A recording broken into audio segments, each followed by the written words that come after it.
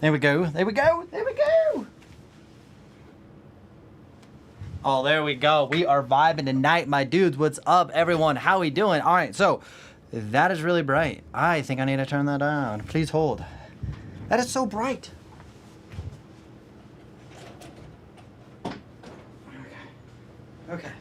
Okay. The craziest thing about all of that is that bright is at 0.01%. So here we are. Woo! Okay. So a couple things we got going on tonight. Okay. A couple things we got going on tonight. Hold on. You don't see this. Okay. You didn't see that. It looks great. It looks great. All right, we're live and raw. We don't care. We're stoked to be alive. We vibe. We thrive. Right? That's the model here. All right, so a couple things we're gonna do tonight. One, we're gonna start off the night with watching a Switch video. Now, when we're watching a Switch video, we're gonna break down some of the stuff, some of the nerd. Then, I'm gonna pull out the iPad and we're gonna follow up with any questions, comments, concerns on the iPad and get a little bit more nitty gritty. But we're gonna watch this video first and just understand some concepts when it comes to Switch riding. Before we dive into the craziness of Switch riding, let's first define what Switch riding is. First, Switch riding. Warning, the stream bitrate is lower than recommended. Oh, should we change this real quick? The bitrate, tools, auto configure. Ooh, right. All right, so first thing that we gotta do is understand what Switch riding is, and then we can go from there. That's 1,000, that's 1,000, that's 10,000. Okay, now this stream should be looking real fantastic now. Ready? Should look real good here in a hot second. It's gonna look good. We're gonna get some 4K looking fantastic type stuff here. Okay, all right, so when it comes to Switch riding, which is gonna be this masterclass that we're talking about today, Switch riding. When you have your dominant snowboard direction, that's going to be your normal stance. Now, you're either a left foot forward, which is regular, or you have a goofy stance, which is gonna be right foot forward. Now, a switch stance is the snowboard terminology for going in your non-dominant direction. And the overplayed analogy is, imagine you had somebody playing baseball, boom, you hit your dominant direction, hitting it the other way, switch hitter, switch dominant direction. So we're gonna dive into a video and we're gonna pause, stop, discuss this just so that we're all on the same page. Then I'm gonna pull out my iPad so that we can literally geek out even more. Just want to get that going. So I'm gonna pop the headphones on. What's up, everybody who just joined in? I appreciate you guys. Angry Snowboarder, what about switch cap fakie, switch dominant regular, switch fakie? Anybody who just jumped in, we're gonna watch a video, then we're gonna jump on the iPad and we're gonna literally geek out. If you guys wanna donate, support the channel, use the link right there. You're amazing. Let's get this thing rolling. We gotta switch screens real quick. Boom, boom. Okay, let's make sure we have audio. Right, switch in 5. Looks like we did, right? Hello? Okay, cool. I just want to make sure we have the audio that we needed. Hello? Hello? Tinder grabber? Okay. Easy steps, and my goal by the end of the video is to make you as awesome as possible. Before diving into all our steps, let's first define switch riding. Essentially, as you're snowboarding, you have your dominant direction. Switch simply means we're gonna go our less dominant direction. So our focus on today is being able to do that in 5 easy steps. Future Tommy Bennett here. I find it way easier to learn switch riding if we can first practice the drill in our dominant direction, and then we can understand what's going on, and then we try to mirror or mimic that in our switch direction. I love that. I definitely use this with competitive athletes. I definitely use this with my just instructor people. Learn it, feel it, kinesthetically, dominant direction, and then you're mentally trying to mirror image that. So let's say we're doing a turn.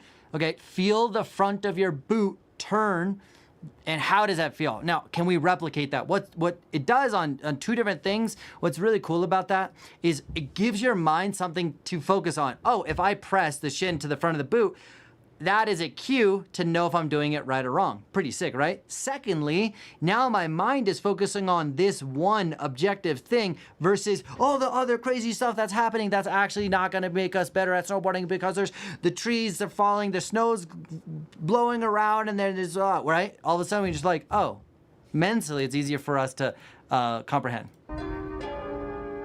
Our very first step is strap in your snowboard, find a nice area where you're nice and locked in, you're not gonna move around, and then we're gonna get into our normal stance. So I have my knees bent, 60% of my weight on my lead foot, and looking in the direction I'm going. Once you're feeling pretty awesome and aware of that position, let's imagine we're a mirror and we're gonna try to mimic everything in the opposite direction.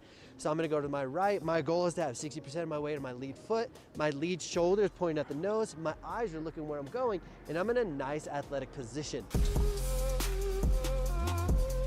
Step number 2, we're simply gonna do a traverse. Okay, I'm gonna have to admit that that was, now looking back on that, there's like a completely like missing step. So I just filmed a video today on how to ride switch. So it's gonna be coming out later this week, most likely on Friday. And I think there's like a big component that we're missing, and that's being able to understand while we're standing there, what are we exactly feeling? We need to be feeling, how do we make a toe side turn? How do we make a heel side turn?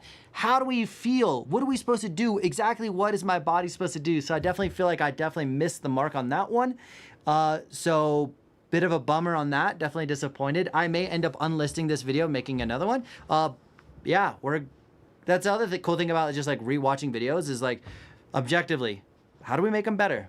That simply means I'm gonna be on my heel side edge and I'm gonna get my body to go in my dominant direction across the hill while sliding sideways. Now in this body position, we're essentially looking for our knees bent in a nice strong position, but we're kinesthetically feeling what is it like to traverse. As I go across the hill, then we're simply going to feel that position.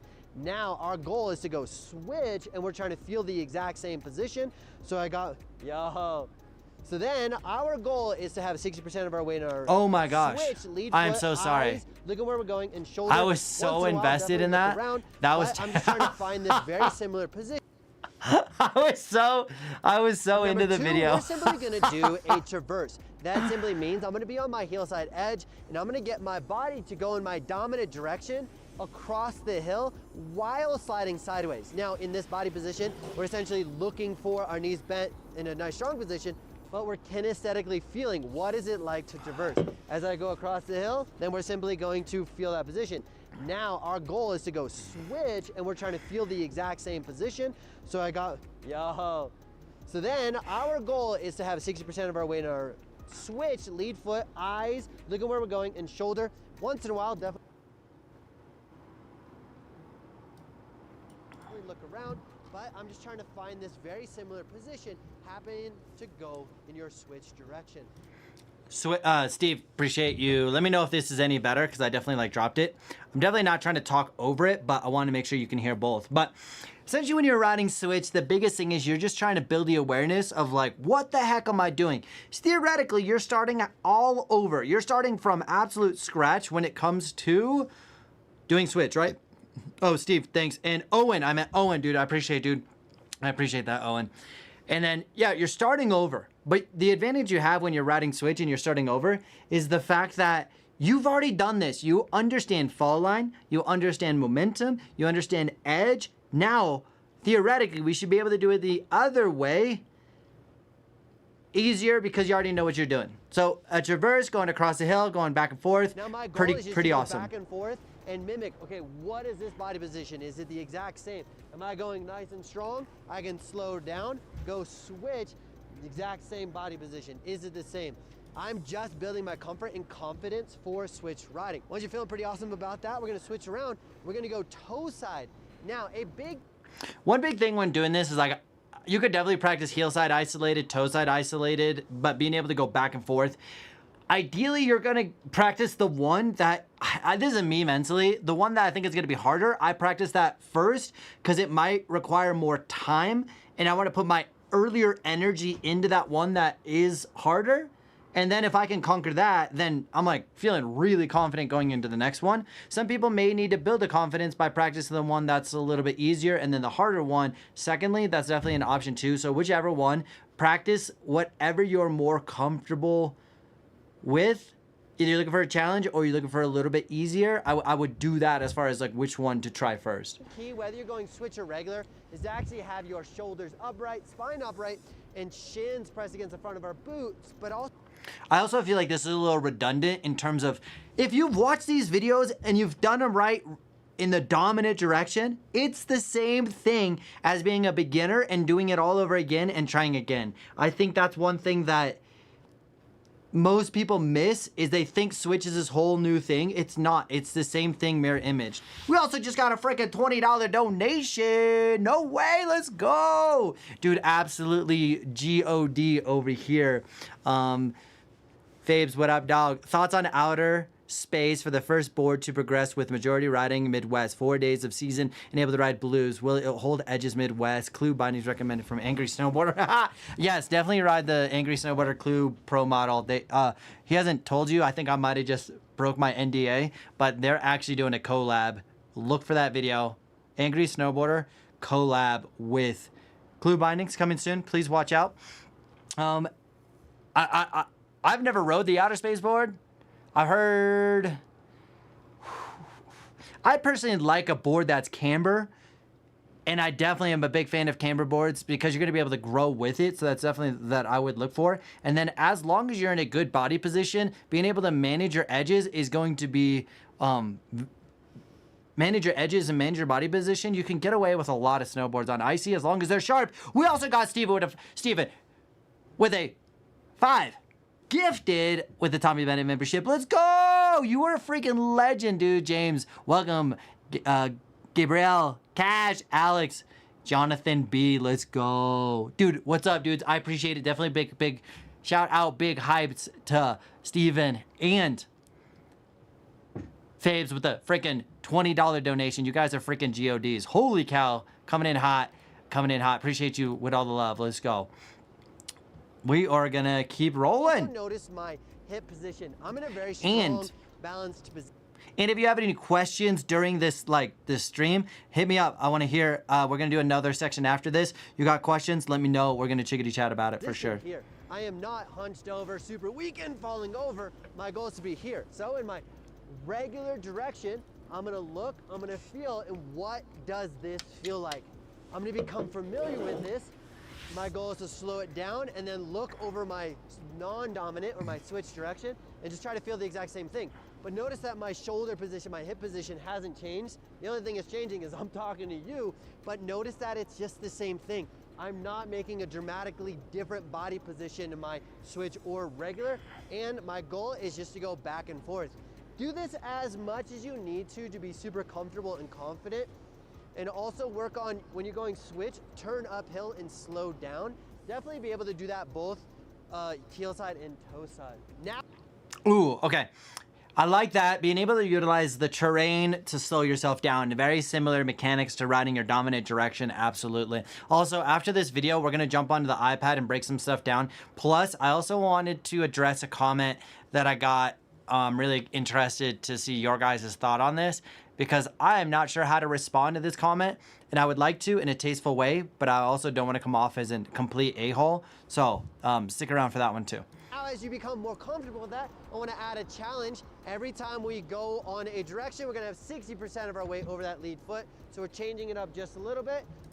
I will admit it is pretty challenging when you're trying to go more and then 50% weight on your lead foot, especially when you're riding switch down the hill. That is really challenging. And I think one thing that I end up doing, I've been snowboarding for almost 30 years. So riding switch on this is like the most mellow thing for me ever. But then I got to go back and think about, okay, what is the person who's never rode switch before? Like, how do they feel? Yo, Fabe, so yeah, I like Jose's answer on that one. Again, thanks for the 20 bucks. Has some camber, which I like, and I'm a big fan of camber because as you progress, as you get better, that board is going to grow with you. If you have like a hybrid board, which I'm not a fan of, I just think for me, they just feel weird. That's a feeling thing for me. Reverse camber board, probably not as much, but I've heard a lot of people like that board. So if it's a popular board, it's probably a good board. I'm gonna slow down, go 60% of my weight on this foot, and do this. So as you become more comfortable, just think about shifting your weight. Heel side, 60%, slow down, 60%. I'm just cruising nice and smooth. Do this as often as you need to be and just get as comfortable as possible. That's an underrated statement and thing is getting mileage. The more you can get mileage, the better you can practice, the more you practice, the better you're gonna get. Oh yeah. Show off. Kick them off. Number 3 is going to be called a J turn. Essentially what we're going to do is we're going to get our board in our dominant direction to go downhill. We're going to pick up a little speed, 1,000, 2, 1,000, and then we're going to come to a stop. This demonstration is way too fast. I needed to make this a lot slower because like, that is aggressive. That was a quick stop. To be able to do that switch for most people, probably unrealistic the very first time. So bad dog on that one. As we do this, we want to be kinesthetically aware of what is happening. So we're going to do it again. I got 60% of my weight on my lead foot, dominant direction, point my board down the hill. Feel it, feel it. Okay, I'm going to come to a stop. As I come to a stop, I'm going to lift up my toes. Very basic for you because I know you're awesome. But understanding that body position, let's go ahead and mirror that. So I'm going to go again, put 60% of my weight in my switch lead foot. And obviously, like, you're doing this regular, you're gonna feel pretty good, but you should practice like you are going to try your dominant direction. So all of a sudden your switch direction. So my dominant one was like, point the board down, slam on the brakes. But then when I were to go do a switch one, that wasn't as good. So I definitely would say when you're doing these, practice your switch ones or your dominant direction ones really slow and mellow. So you can really focus on making the appropriate moves and then do that in a mirror image, meaning the same. SL, what up, doggy? How often should you ride switch? Honestly, as often as possible. The more you do it, the better you're gonna get. So I definitely recommend taking 1 to 2 normal warm-up runs. And then secondly, like after you feel good, then I would try switch. I definitely have had people recommend like, oh, first lap of the day, and you're like, you're cold, you're hungry, whatever it is, probably not the wisest idea. So warm up, feel good, and then try to do as much as you can. Now, in the beginning, you might just do a beginner hill like I'm doing once or twice. I've literally spent like a whole season, like I would literally strap in switch, ride the chair lift switch, ride switch, and then I'd hit the park switch, and just spend days and days and days and days and days in doing that. And it definitely made like the switch park super hard, super challenging, but it's very rewarding, and I got better at switch. I definitely would say that my regular riding as whatever, let's just say the max riding is at 100%, my switch, whatever that level is at, and then my switch riding is probably at like 70%. So it's pretty decent, pretty up there, but it's definitely not a 1-to-1 ratio by any means. I could definitely spend a lot more time, but the more time you can spend, the better for sure. I'm gonna get my Germany, what up, dog? body to go downhill. Now the best part of this drill is I'm gonna be able to go pick up a little bit of speed, but then I go back to a position that I know how to do. Now all I gotta do is point my lead shoulder, my board down the hill, 1,000, 2, 1,000, weights on the front foot, and I'm gonna open, and then guess what? I'm going back to a position that I'm extremely comfortable with. Now, I agree with that. That demonstration was a lot better, especially switch. That's what you should make your dominant direction that. And then, I like how slow and smooth that turn was. That was really good. And then, yeah, now you're back in a side slip position that you've done like 10,000 times already. So this J turn is a great segue to getting our board to go pick up a little bit of speed, actually ride some switch riding, and then come to a stop.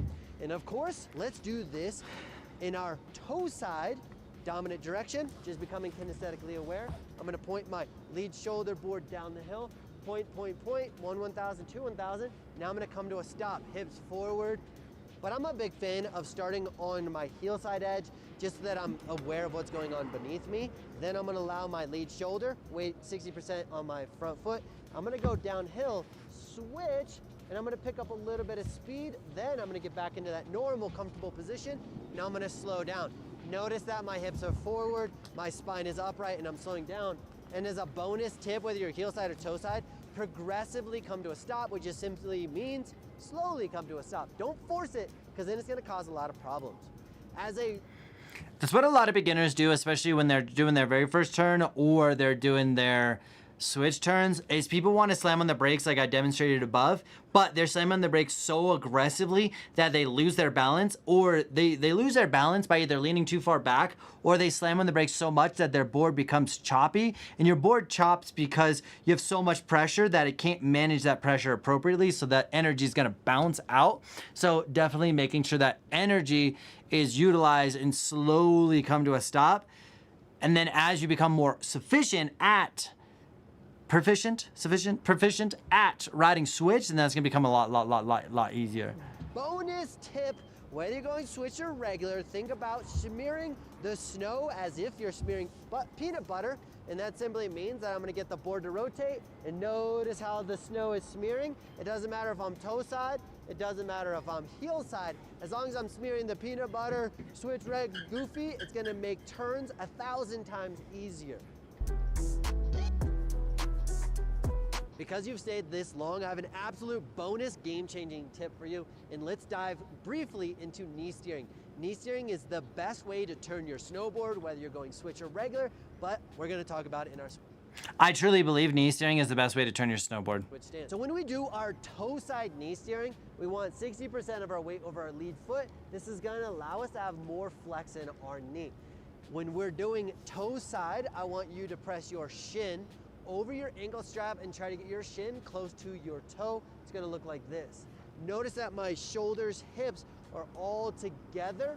I'm not driving the momentum from my arms, but I am in a stacked position and I'm trying to squish. Imagine there's a bug on your ankle strap and you're gonna squish down. It looks like this. When it comes to your heel side, we still want 60% of our weight over our lead foot. And then I'm actually trying to get my full femur to rotate like this. Notice that I'm not pushing my knee forward. I'm not just trying to go this way. I'm actually trying to get my femur to rotate. Imagine. This is like a big deal in your normal stance. Practice this in your normal stance. Like, this is the best thing ever. And it will literally change your snowboarding for steeps, moguls, riding. And then guess what? Go do that switch, and switch riding is gonna feel significantly easier. Jairus, what up, dog? How you doing, dude? Practice the switch. Hit your first box switch. Complete beginner, right? Isn't it extremely humbling? Let's see. Also, first time ever focus on knee steering, and it's kind of goated. I was already doing it kind of, but not much. Yeah, definitely practice that. That thing is definitely like freaking sick here. Also, Justin, what up, dude? Hey, thanks, man, for the video. It's been super helpful getting into the board and having a 4-year-old learning as well. Actually able to help her down the mountain. Happy holidays. Let's go, Justin. I appreciate you, my dude. Frankie, what up, dog? Hi, Tommy, new subscriber here. What's up, boss? I appreciate you joining in.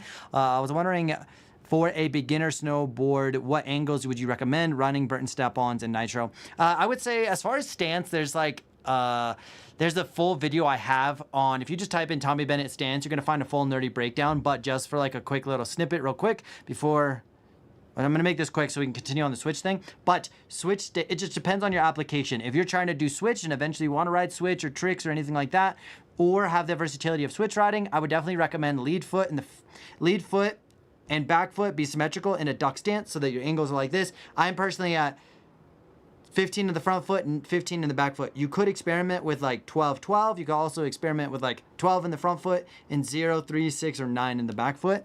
Watch that video. It's gonna give you a full breakdown that's like way more structured information, useful for you. When straight lining bumpy stuff switch, do you still have 60% of the weight of the front foot, or do you lean back a bit to help skip over the terrain? Dude, Bear, that's a fantastic question. Two things.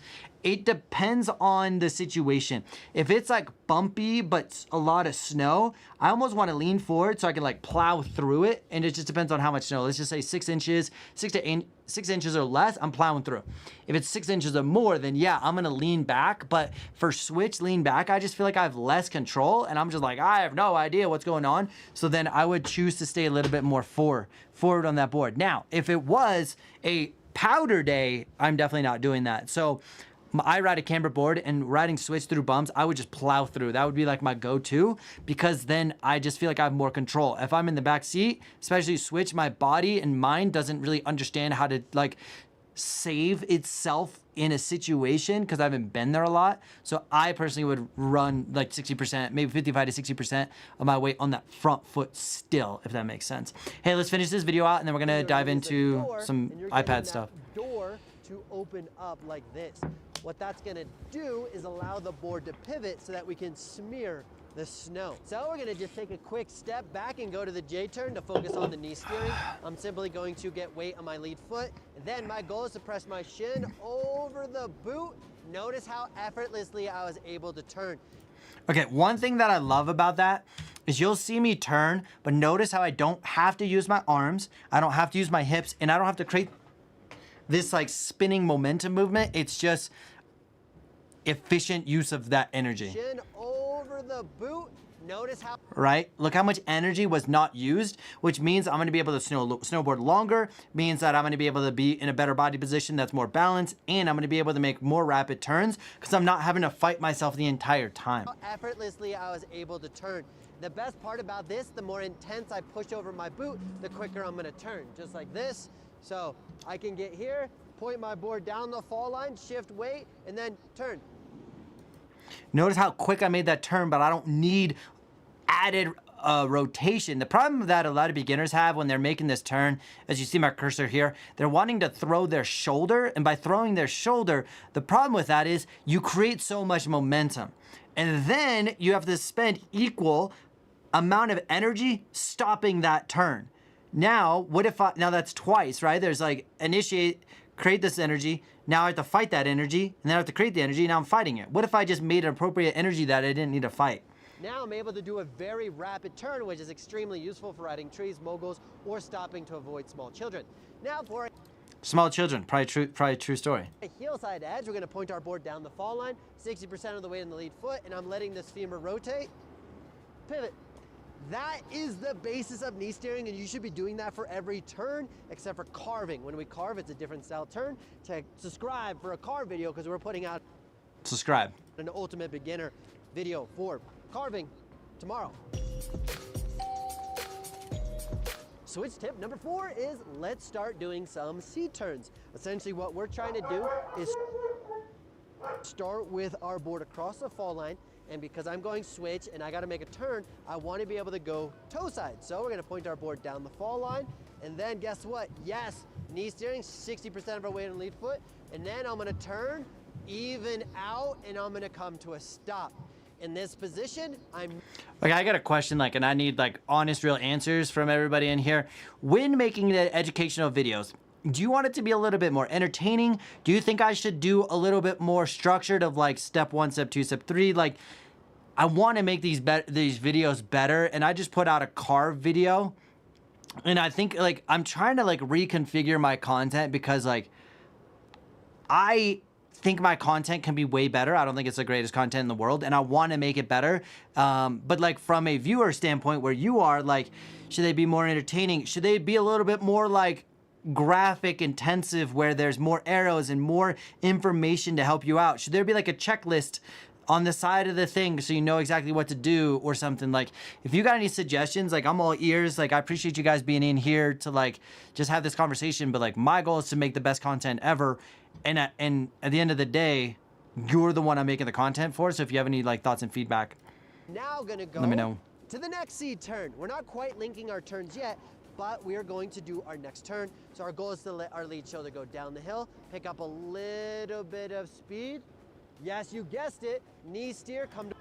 Because Felix says he likes the graphic idea, because on the last video or another video, the car video that Jose maybe just posted, the car video that I just posted does have a little bit more graphics, and I'm almost kind of on the edge of trying to hire somebody to do my videos, and I'm wondering how do I utilize it? I haven't really fully decided if I'm going to do it. But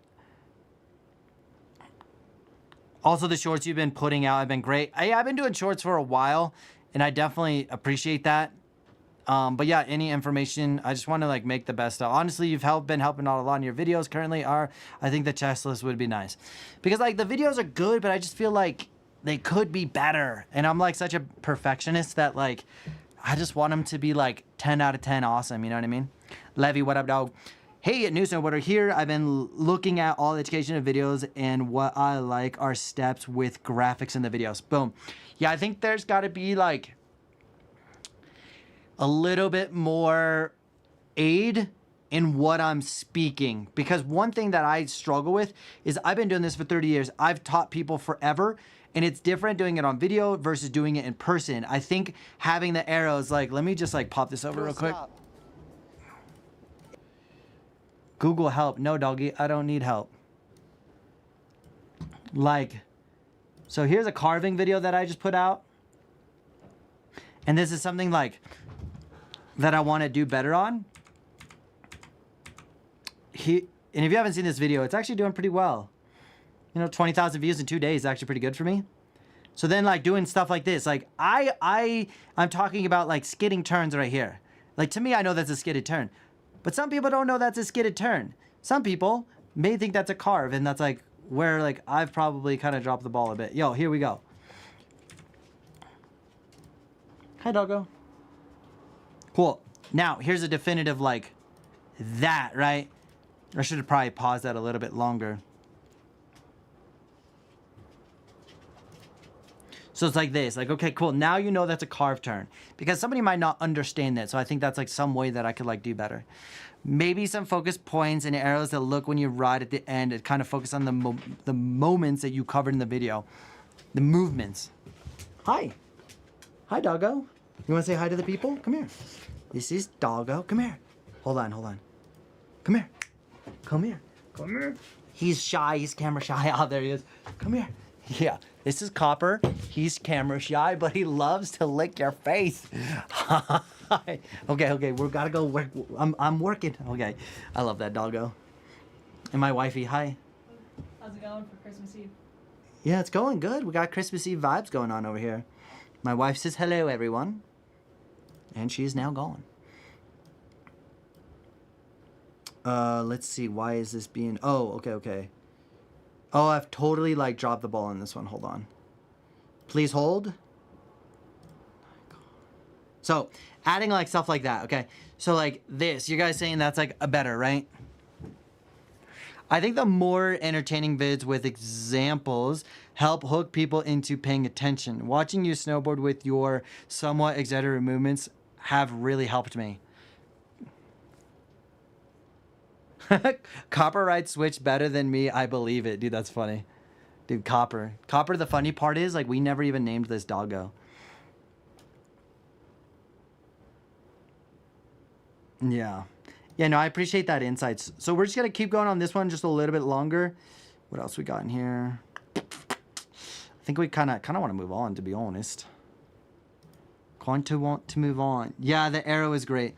Yeah, I definitely am like consciously kind of always thinking about like, how do I make the content better, right? Like, I spend all this time like getting like the nice microphone that y'all can't see that, oh, it is. You can see it right there. So like the nice microphone and the lights and like all this stuff. And I just want to make like really good content. At the end of the day, good content means it helps people and people stay longer. And if people stay longer, it's going to help, right? Maybe it helps to see what of how it doesn't work to point out mistakes. No, I think that's a great idea. No, I think that's a great idea because obviously I've grown a YouTube channel and it's decent and like Instagram pops off and I'm like, I just want to make content that like is better, that, you know? So I made a Switch video today and I don't know if I love it, to be honest. So I might have to refilm it. Part of the life. All right, so, okay, so I was thinking about doing this real quick. I wanted to exaggerate this. Okay, Felix says, the mic I've been using has been great that I've been using, like, recently.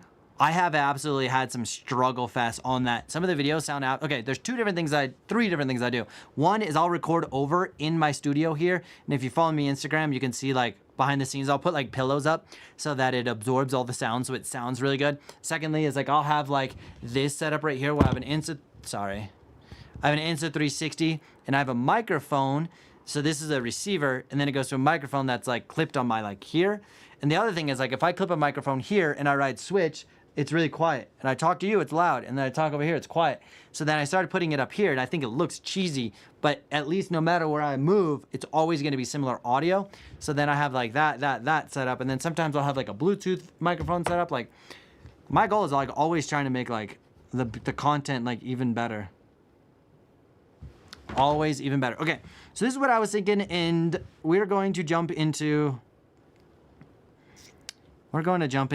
a quick little iPad session because I really want you guys to understand like some turns real quick. So I'm gonna have to unplug the camera and plug me back in. Do not leave. I will cry. Emotional tears everywhere. Okay, so hopefully this should charge. We got this button here. Now we're gonna just, please hold. This goes here. this goes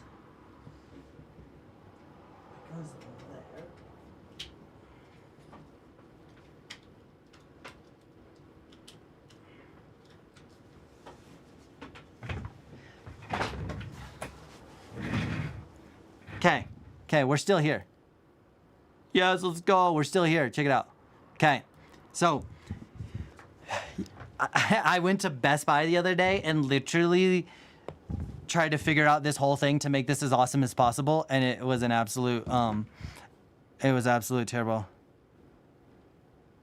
So, with that said, I wanted to just break down some knee steering turns / imagine you're going to do this regular or switch, and we're going to be able to draw on the screen. I'm so excited. I wish my face was up here, but wait, hold on.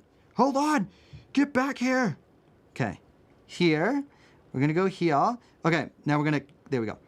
So we're going to play this, and I would like to probably mute this. Can you guys hear the audio from the iPad? No. Beautiful. I'm glad. So check this out. This is slow motion video of doing turns.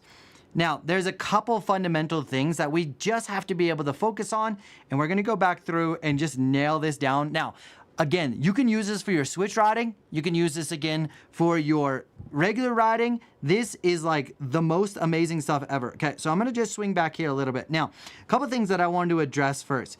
You're going to notice that I am going to be leaning, so this body part, so I like to use my belly button as a pretty good reference. So my belly button is going to be leaning to the inside of the turn. Now that's pretty important so that you have weight over the toe side edge. Now as we have weight over, kind of want to do green. Green looks a little bit better.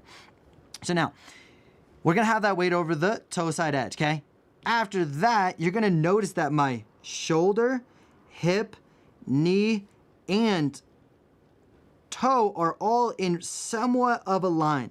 Now, by being in this line, now that all works together. Because the problem is, if my shoulder is pointed this direction, then my board is pointed this direction. Now we're confused, now we're working against each other, which is absolutely not ideal.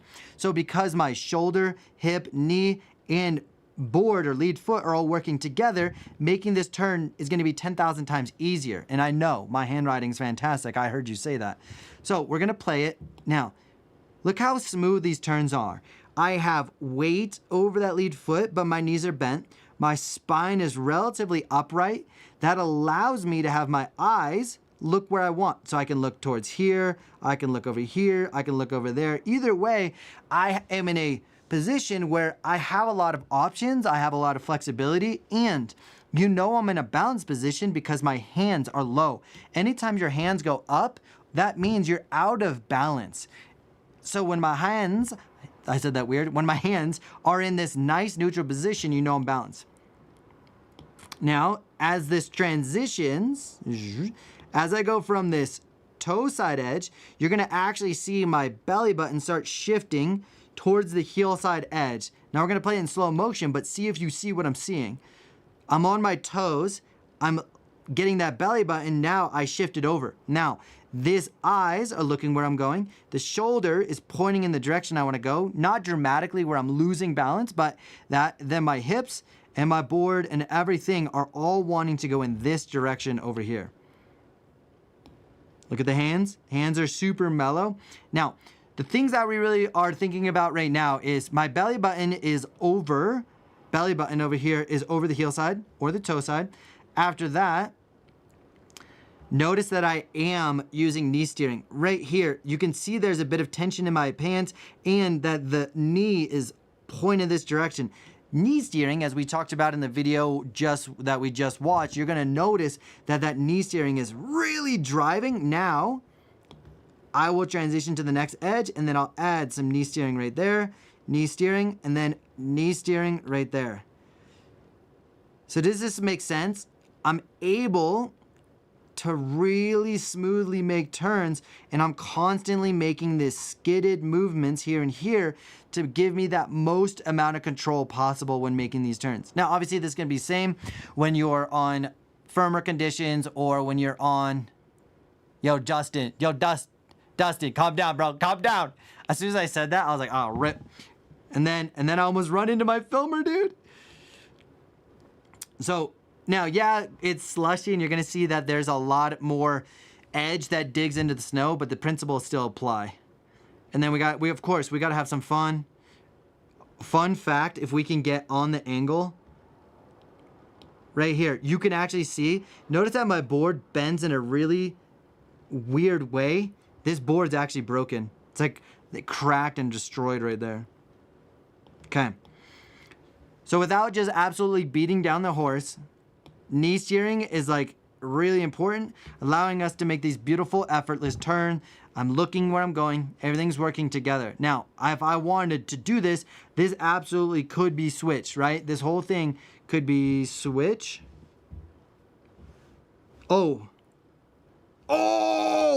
doubler. Okay. All you goofy dudes, check this out. Watch. Now we're gonna watch this whole entire thing as a goofy rider. I'm a regular rider. I'm so good, I literally just changed this. So now, the same thing applies. I'm working in that knee, steering, creating that tension on that lead leg. I'm being able to put weight over that lead foot, getting that board to smear the snow, and allowing those turns to happen. Pretty sick, right? Holy cow. Calm down, dude. Dude, I'm freaking cooking, bro. That's so funny. This is a controlled skidded turn. Yeah, this is definitely a controlled skidded turn. Now, if you guys want to get a little technical, check this out. We're going to define one more thing. Now, there's a couple different styles of turns out there as instructors call them. So imagine you have a turn that looks like this. You're going here and you close the turn. As I'm doing these turns right here, are they closed? Yeah, I would say they're pretty closed because I might not quite get all the way across the fall line and go up the fall line, but I am closing this turn. So this is like a instructor terminology for a closed turn. Closed, and that's the giant C, closed turn. Now there's also another style of turn that's more of like, imagine you're riding down a catwalk and you have like turns that are like heel side, toe side, heel side. Notice that we never went across the fall line here, but this is where we changed edges. Well, with that said, that would be like an open turn. So when you're wanting to manage your speed better, you want to do closed turns. And then this, you can control your speed this entire length. And then you use the mountain and gravity to go uphill. And anytime you go uphill, you're going to slow down. So we're going to be able to manage our speed that way. And that's a lot of the turns I'm doing here is notice right now I've just started the turn. So right here's the end of one turn. I've changed edges. So now I went from toe side to heel. Right there where this arrow is, in this section right here, okay? In that section right there, I changed edges, and we can see this, right? Went from toe to heel. Now watch how quickly my board is now tilting. Technically, from here and beyond, I'm slowing and managing my speed. Watch this. I have tilt, and this whole time, anytime I have this skid mark, I'm actually managing my speed. Pretty cool, right? So I'm managing speed, and then I'll take extra speed dump right here. I'll drop that extra speed by engaging a higher tilt. So you'll see, okay, medium tilt, hold on, medium tilt, and then we get to here. Look how high this edge angle is. That's pretty aggressive. And also notice that I'm not just leaning so far back, but rather lifting up my toes to get that extra tilt. This gives me a better body position to be in without falling over. And I'll do the same thing on my toes, early edge engagement, speed, and then I'll add more tilt. And you know I have a lot more tilt because I'm dumping all this speed right there. Boom. Pretty interesting, right? Anybody got any questions about this? So far, I can pull the camera back on, but we have this live video. If you want me to draw anything, like let me know. Seeing Mount Hood mirrored is cursed, dude. 100%. Serial, what up, dog? I've been working on switch and leaning on following my extended leg arm. Bad idea. Following my extended arm, forward arm. It's not terrible. Ideally, just like you see here, when you're doing these turns here, ideally, you want your arms to be down just so it looks good, it looks controlled, your balance. If that's the way you need to initially learn it, 100%, definitely not a bad thing. Okay, Bear says, timing is important for edge change, right? I remember trying to do them too fast at match chicken and catching an edge. Now, there's like a thought, and I have this thought. Here's the thought. Anytime you're going in the direction, so let's call this direction momentum. Wherever this momentum line is, as long as you're parallel to that line when creating an edge change, you're not going to catch an edge. Now, if this is the line of momentum and you go perpendicular, you're going to catch an edge. So we have line of momentum, perpendicular to our snowboard. But let's argue, just for argumentative sake, this is fall line. This is our momentum line. So momentum. Okay, that's our momentum line. That was, we're gonna undo that. That's our momentum line, and this is fall line. Okay, now the reason why I wanted to just draw it out like this is notice that this momentum line is not down the fall line. What a big misperception is, and this is something that, oh yeah, mock. Okay. I'll fill. Thanks, dog. Fast at mock chicken and catching an edge. Totally. Okay, so this is what I want to do. We have our momentum line right here. Anytime we're going in the momentum, as long as we don't go perpendicular to that momentum line, you're going to be fine. And what I mean by that is, what if we're going across the hill and traversing, and then we want to change edges? Where traverse and our edges actually have to happen like here, because if we go perpendicular, even though we're going across the hill, we're catching edge. But the fall line's down here. So as long as we're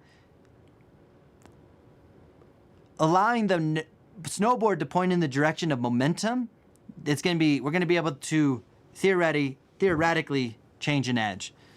So essentially, you can change an edge like almost like an infinite amount of different times, right? I could change the edges, like when I get to this edge right here, I could change and go this way. What if I'm here? I can go this way. What if I get down to this one? I can go this way. Or if I get to this one, then I can change. I can always change as long as that board is down the momentum. Anytime we go across, that's when we die. That's when we absolutely have a bad day. So in here, you're gonna notice that I'm actually changing the edge across the hill. I'm not changing edges down the hill.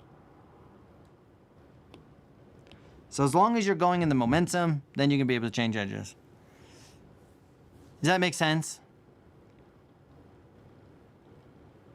Going Mach 2, that makes sense, Does that make sense, everybody? We're going to switch back. Okay, sorry, the blue screen, we're back. Hold on.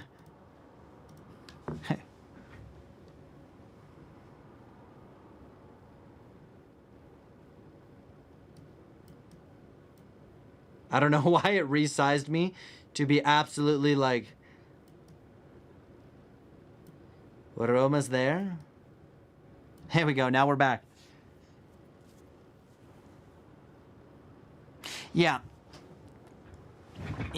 so the momentum line makes a lot of sense why I've been able to get away with certain things. And that's where there's certain things in the snowboard industry, especially on the instructor side, that gets really misunderstood. I love instructing, but there's some times where like people like drink the Kool-Aid and they just regurgitate information that has like been told to them, but like there might be some like other stuff out there. So I think like it's really fun to think critically and think outside the box, because you've been told one thing and you're like, I don't know, does that make sense? Does it make sense? Then like try experiment with like something that doesn't make sense for me. I kind of question everything, but then as should you, you know? Like, does this make sense? I'm gonna try what Tommy says. Does it make sense? And either one of two things is gonna happen. I'm right, or you're doing it wrong. I'm kidding. Okay, or I'm wrong. So there's three things. LOL, that's when you die. That's exactly, it's true. The momentum line makes sense. Justin, yeah, it does. And takes to worry about when I do that. For sure, did I get away with this one moment makes sense. Yeah, so that's definitely like an interesting like kind of concept and everything. Let's see, what else do we have here? Yo, the snowboard crew, what up, Craston, dude? What up, dog? How we doing? You vibing? Hopefully. Does that make sense? Anybody got any questions on that? Cool. Well, I wanted to kind of keep going on another topic, and I'm not here just to absolutely flame people, but I want to like just have like a nice public discussion about a concept that was like super interesting, a comment that was super interesting, and I'm trying to find a tactful way to like handle this. Half pipe and transition riding definitely challenges some of the preconceptions from the regular slopes. 100%, right? Because like, where are you moving? You're actually falling in the direction of momentum. It's completely different, right?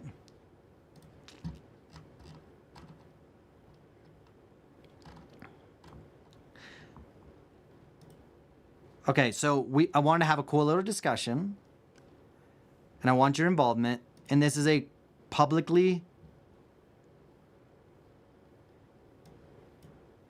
There we go. A public forum. Why is this doing this? Why are you weird?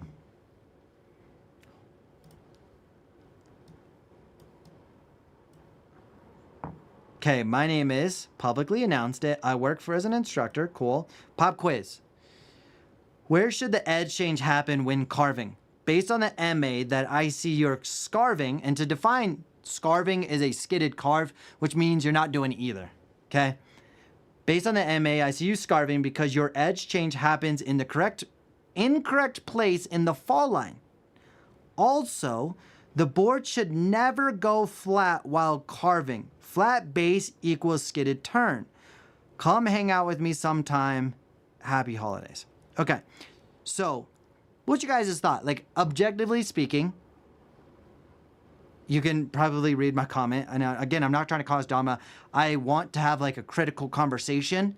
I'm just trying to find the best way to start doing a critical conversation. But also, so my thoughts on this is when you say pop quiz, you're obviously like communication major. Probably not. Secondly, happens in the increased place of fall line, which I just don't agree with that, just because like I just demonstrated, you could theoretically like go carve nearly anywhere. So I can change edges. I'm going to try to like, so here I just did fall down the fall line. Okay. Now I am not intentionally carving right here. Now I am. That's a carve. Now I'm going carve again. So I'm going like carve to carve. So technically, I'm not fall line. Where was my momentum on this video? Sorry. Hold on. I know. You guys are like, dude, Tommy, you said, okay. One more.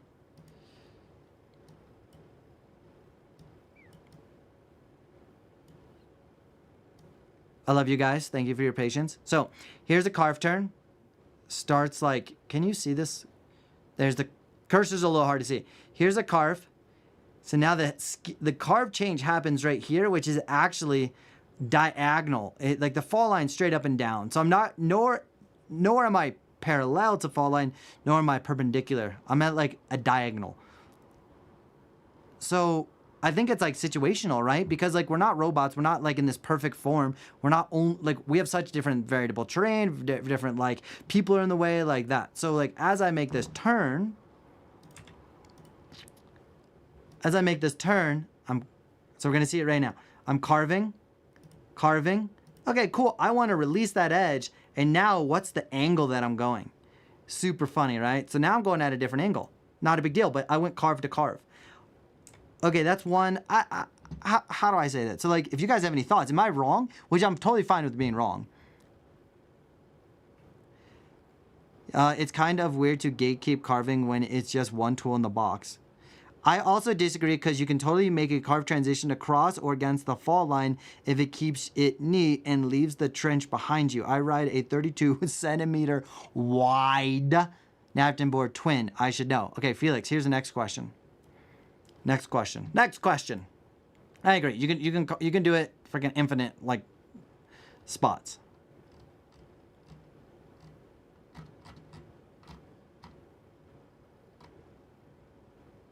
Okay.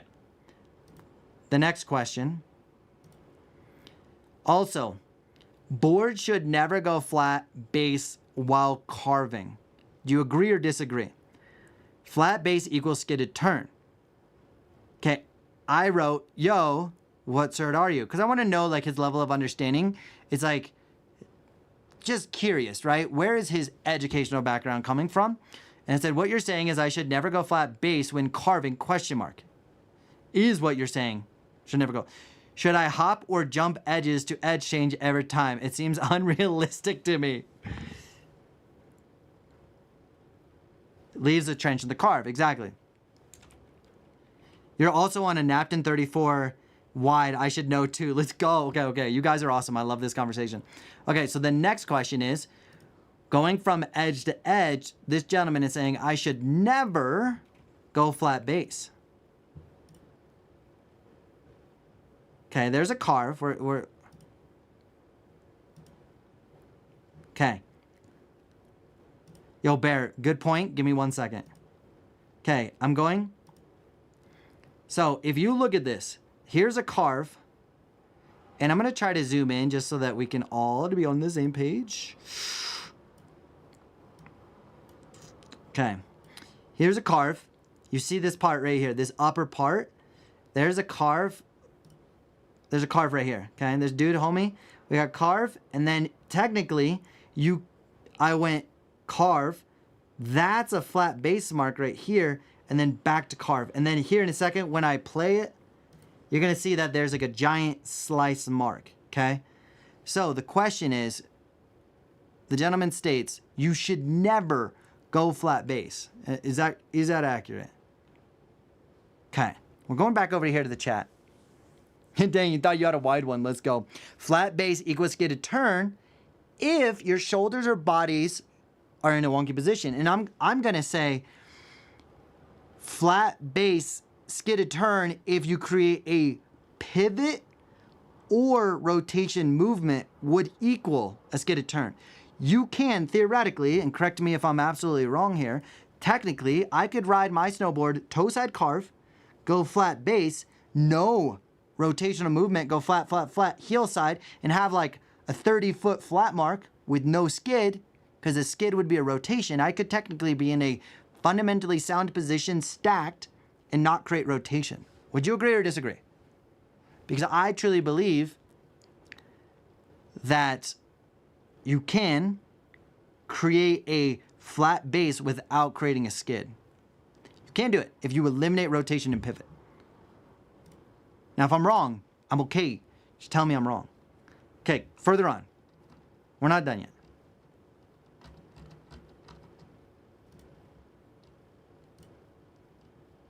And I'm not just trying to like cause drama, right? I'm trying to like understand, am I missing something? If you go flat base, it stops leaving a trench. So I technically agree with him, but also you have a point out that's not practical. So you have to go flat base, but if you don't create a pivot movement, you will not skid. Skid is a turn, and a turn is a change of direction. And a skid is a tactic to change direction while on an edge with pivot or rotation. Yo, Jose Bautista with a 5 gifted. Kappa just became a member. Shawnee, Alex, Natalie, and Mikey. What's up, dudes? You guys chilling. Definitely hype up the boy, and I appreciate that. So then Felix, I feel like you, thanks Jose, you're a freaking GOD, by the way. I appreciate you, dog. Memberships, carving, yo, Tomato Joe, LOL, carving snobs. Not carving snobs, understanding the technicality of what we're doing is what I'm saying. It's not carving unless your bindings are made out of, oh my, I can't use, dude, that's good. It's not a bad idea, except for I don't drink coffee.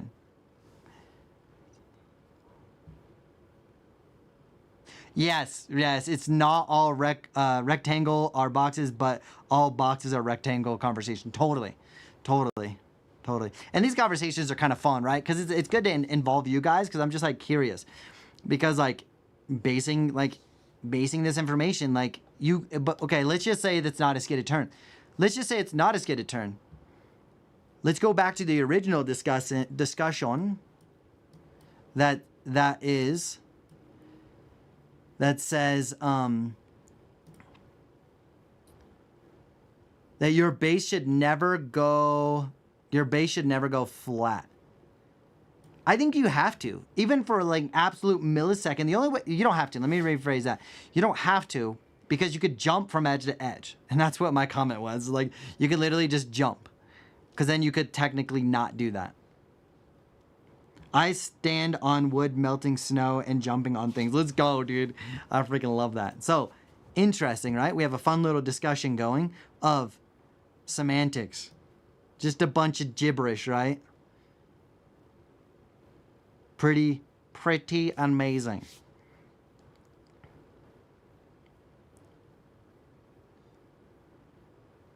You don't have to if you're on skis, says Barrett. Hey, you got a valid point, my dude. You could just not do it for sure. So there's like a technicality where like, oh, hi, seems I'm late. Yo, Arthur, what's up, dog? You can literally go back to the beginning. We had a really cool discussion about switch riding. Now we're just having conversation about carving and carving. We're trying to carve. All right, well, should we move on? Y'all got some other questions for me? Should we vibe? Questions, snowboard questions, hang out, vibe. You guys got questions for me? Let's get some questions going. Sorry, I know I've been moving my camera around a lot. I definitely don't mean to. I mean, I intentionally do, but I'm definitely not trying to make you throw up or anything. Jose, happy holidays. Felix, let's go. Welcome to the membership, dude. Let's go. What a God. Let's go. I appreciate that. Carve roast beef, dude. Or ham. I'm not going ham. Not going ham. All right, so let's discuss this next thing. What video should I make next? I was thinking about making a Switch video. Or, you guys got any recommendations? I got a bunch of ideas that I could be making for sure. Frank, let's go. No worries. Happy holidays. Tips for front, side, tail rolls. Seems to kill my speed and when I try them. Are you talking about just like front side, tail, and then you drag the tail in front of you to go behind? I wonder if you're getting too high of a tilt so that you're creating so much friction that you're slamming on the brakes, versus you could still have more pressure on the end of your board and have tilt still, but if you don't have enough, you'll catch an edge and die. We don't want that. But being able to like have a right. So I wonder if that, or you're holding it too long, or you're not going fast enough. I don't know. There definitely could be some stuff, but clarify that for me. Jumping or carving while riding Switch. Dude, let's go.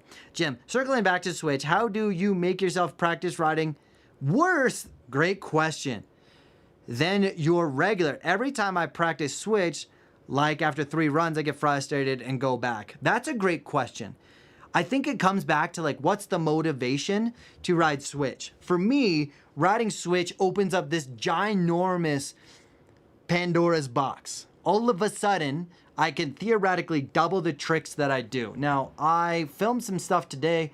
Unfortunately, I don't have it super accessible, but let's just say that you wanted to do like flat ground spins.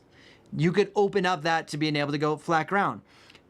Also, a couple reasons why you should learn Switch is traverses across the hill where you're just going like across.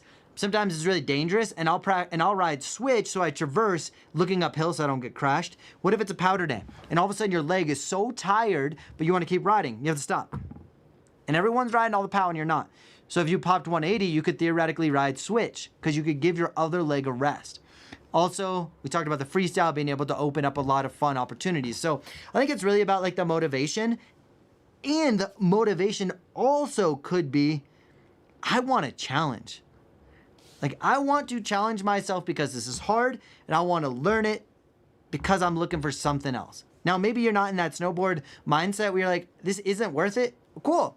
Go spend your time doing carves. Go spend your time hitting cliffs, riding with friends, hitting moguls. There's other things that could be very attractive. But at the end of the day, I snowboard because it's fun. And sometimes I find a challenge being fun. Sometimes I have no desire to challenge and I just want to go ride some jumps or do the same thing. Like today, I hit like the large line the first large line at Copper, and all I did was the same trick every time, and that was just a back 3. But it felt so good. So those are kind of my thoughts. Because maybe, yeah, Jim, maybe it's for you, maybe it's not. I would just ask yourself what's the motivation, and if you're gonna do it, be excited about the challenge. Like, I'm gonna figure this out, and no emotional connection. I'm gonna spend 1 hour. Hey, SIRI. We all know who we're talking about. 1 hour timer, and then just put some music on and go do that for an hour and see what happens. A couple different tactics. But great question. Barry, yeah, it's a butter where you pivot on your tail with the front side 180. Yeah, so I think like being able to manage that back ankle, if you're lifting it too high, you're gonna create a lot of tilt, which is gonna slow you down. If you're going not fast enough, you're gonna kill that momentum. Because if you're going 5 miles an hour and you kill 50% of momentum, you're down to nothing. But if you're going 30 miles an hour, all of a sudden you're still going 15 miles an hour if you kill your momentum. Yo, Beast Ready, what up, dude? Dude, did you give me a freaking super chat earlier and I totally missed it? I am so sorry. Let me answer your first one because I'm an absolute dud. So we're gonna go back. Started half my run switch after last stream. No way, dude. Give us a status update. Beast Ready. Give us a status update. How's that going? For the $2 donation. Appreciate you, dude. Yo, my dude, what angles if you don't ride park? Okay, so if you're like, just a kind of like a big mountain, you could do like 12 or 9 on the lead foot and then like 3 or 0 on the back foot. That's gonna be like a really good balance of not riding switch, but if you have a little bit of duck, it doesn't have to be symmetrical, but you have a little bit of duck, that's gonna allow your lead hip to rotate. So check this out. I need to fix homie, dude. So imagine like your feet are just pointed so forward that your stance is very like forward like this. Now you're gonna limit how much hip rotation you have, which if you're not riding park, still will affect you because you're not gonna be able to make like a turn as easy because that hip needs to rotate. You need to be able to look, you need to be able to feel, and that is also gonna help you make that close turn for steep riding, moguls, cliffs, like running out of cliffs and trees. So I would have like about maybe between 9, 12 and that front foot. And then this back foot, so like homie's rotated here. And you can already tell like this dude, it's hard to tell, but for me, you can tell that he's ready to make a turn. Now on the back foot, it's like 0, which is fine. Or maybe it's like 3 to 6 degrees in the back. Cool, it has a little bit of hip movement in the back, but not so much. But I would do that. Also, if you type in Tommy Bennett stance on YouTube, I have like a general rule of what stances should be for application. I think when it comes to stance, you first should identify the application. Secondly, then that's where we should like fine tune it. But it's like, oh, I want to ride switch. Cool, here's this. If I want to ride big mountain, here's this with this. Oh yeah, check out that video. Maybe a stupid question. Every year, I have a problem with riding one leg strapped from chairlift. After 1-2 days, I get it again, but have a problem every year. That is going to be a big challenge, unfortunately, when it comes to like not snowboarding every day. The more you can do it, the better. And one way to practice that is there. Like for example, I probably have a video of it somewhere. Let me see if I can find this real quick. Nah, but I might not. Okay, so regardless, what I do is the chairlift runs up like this, and then there's like the place where everyone straps in. It's always hectic and busy, so I'll actually practice, and I'll ride about 300 yards one-footed every day. Every day. I ride 300 yards down, and then I stop, strap in, because I just don't want to get run into. I don't want to be in the way. I like to get out of the way. And then I have my athletes do the same thing because I want them to be good enough one-footed. It's an underrated skill. Definitely need it. So with that said, I would just do that. Like practice finding a place where you can like go ride 1 foot safely and do that as often as possible. And then eventually if you get enough practice, such as like doing it every day, 100 yards, 200, 300 yards every day, then the next year you'll be way better because you spent so much time. But if you get off the chairlift and you're going 30 feet, you don't accumulate enough practice to actually have that stick in your muscle memory. Jason, what up, dog? Tommy B can't stay, but Merry Christmas to you and your wife. Yo, dude, I appreciate you, dog. Thank you. Thank you. Serial, what up? I'll do switch runs, but so not ready to do on and off the chairlift. Low key, go to the beginner hill and practice there because people fall all the time, and you can even ask them to slow down the chair, and they don't even like care. In my country, we do not have snow all year, and I ride 6 days a year. So Arthur, if you ride that like extra amount of time, eventually that will like get programmed into your body. Right now, you're just not getting enough practice to program. Now, if you don't prioritize that, cool. It's not gonna be programmed in. So I would definitely say prioritize that. I've been in duck stands since I got back on to help switch. Should I go more forward stance to see where I'm at normal or keep rocking duck? I like duck because I feel like it's a pretty universal thing that, you know, you could ride a whole day regular, then your feet are tired, you might need to ride switch. Cool, then you're gonna be able to have that, like, at least the option to be able to feel comfortable. I'm personally like a big fan of riding that, but I would also say that's my riding. I ride duck stance. I haven't changed my stance in like 5 years because I love it. I might have narrowed it actually, but other than that, I would say the big focus is like, feel free to experiment and then come back and see that contrast so you know if it's better or not. Not a bad idea.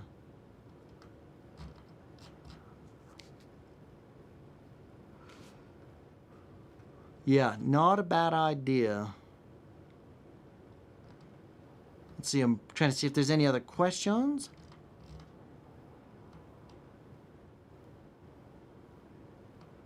Switch chairlift rides are definitely fun. Sketchy, and then you realize how strong your dominant leg is on the chairlift because when you ride switch, your foot feels so heavy because you're just like so not used to it, which is absolutely crazy.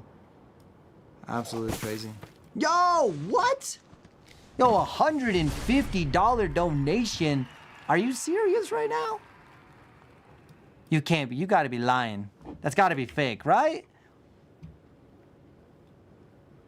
Yo, Vu with the freaking Merry Christmas. Absolute legend. Heavy hitting. Absolute sender. Vu with the $150 donation, dude. Thank you so much. What a freaking legend. This guy is an absolute sender, dude. I appreciate it. Dude, let's go. Merry Christmas to you, your fam, your friends. Happy holidays, everybody on here. I appreciate that. I totally scheduled this and didn't realize that it was, I didn't realize it was Christmas Eve. Also, it's my mom's birthday. Mom, happy birthday. If you're listening, vibing, Mom, happy birthday. I was hoping to have Christmas Eve dinner with my family tonight, but my mom's working, so I wasn't able to go. Like, not everyone's there, so we're gonna do it afterwards. Yo, Justin, I appreciate you hopping in, my dude. Merry Christmas to you and your fam too, as well. Gotta go. Appreciate you, dude. So, like, happy birthday, Mom. Happy Christmas, family. And then I'm gonna have like a birthday family get together after when I get back into town. I'm gonna go visit my wife's family, which is going to be in Utah. So I'm gonna go to Utah from like Wednesday to Sunday, which I'm pretty excited about. I'm gonna go make some videos out there, hopefully link up with a couple people and like vibe with some people, which is gonna be cool. I also need to figure out my ski pass situation because I think most places are like has like blackout dates. So I'm not gonna be able to like ride everywhere. So I think I'm gonna ride some Woodward. I was hoping to do a community shred day, but I think a lot of people's passes are not working, which is super unfortunate. So big shout out to Vu with 100 and for the absolute heater of the winter. The winter is now melting because of Vu coming in hot. Thanks, Calvin, dude. You're a freaking legend, dude. Let's go. Freaking legend. It's gonna help me pay for some batteries. I need some more batteries for my camera. Freaking legend. Happy birthday, he says, dude. Merry Christmas, dude. You to go. Best part about going to the beginner area to ride switch is to randomly pop a sick half-cabular.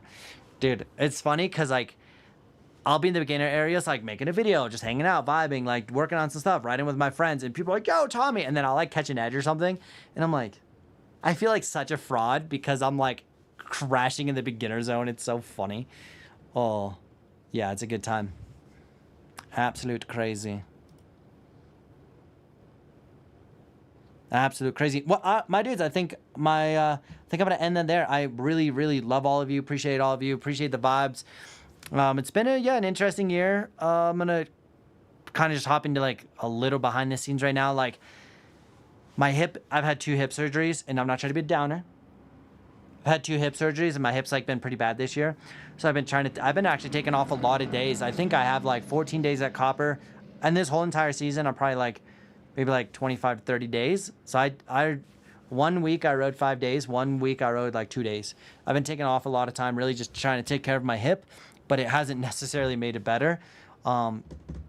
So yeah, take care of yourselves. You guys are amazing. And how to get over your fear of putting 60% of your weight over your switch lead foot? Close your eyes.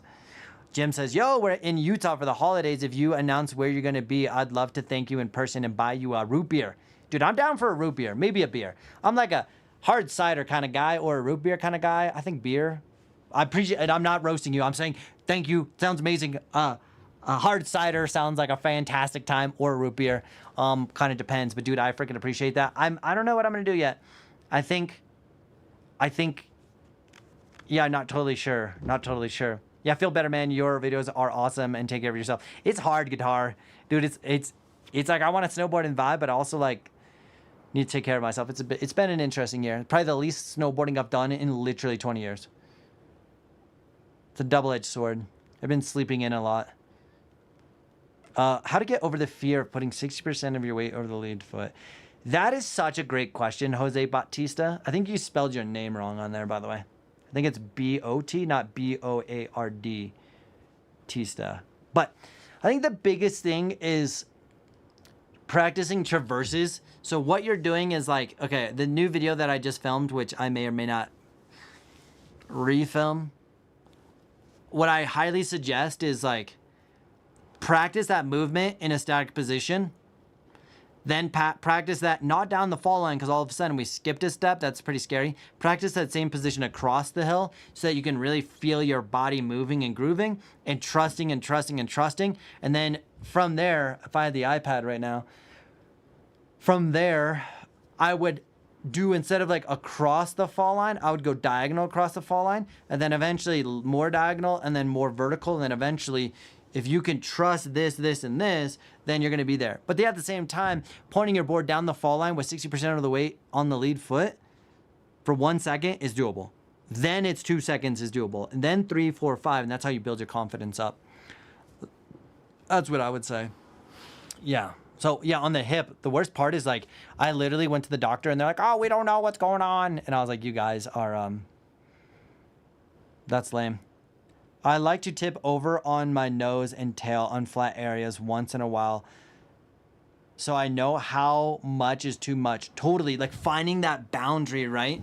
I had an instructor dude named Cole.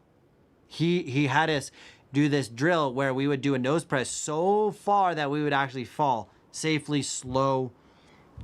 But it would teach us like that it's okay to fall. Like one of the biggest things in my later life, after breaking my back, after wrist surgeries, after hip surgeries, like I just don't want to fall anymore. And then I do fall and I'm like, it's not that bad if you fall small. But if you're going 100 miles an hour into a tree, it's a different story. Obviously it's not good, but there is a skill to falling. There is this awareness of like, oh, it's not that bad. But like my body gets so freaked out that I'm like so terrified to fall. And once I fall, I'm like, I'm fine. Doctors are a con artist. Dude, you might not be wrong. You might not be wrong. You might not be wrong.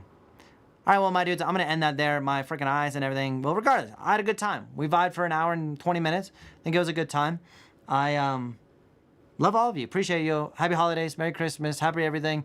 Hope you guys have a great time. Say happy birthday to my mom. Hello, mother. Happy birthday. And... yeah, we'll see all you. Oh, yeah, we'll see y'all soon. And I'll be on next week, next Tuesday. Come hang out, come vibe. I'm probably gonna do another breakdown or something. Cool, awesome. Love y'all. Bye.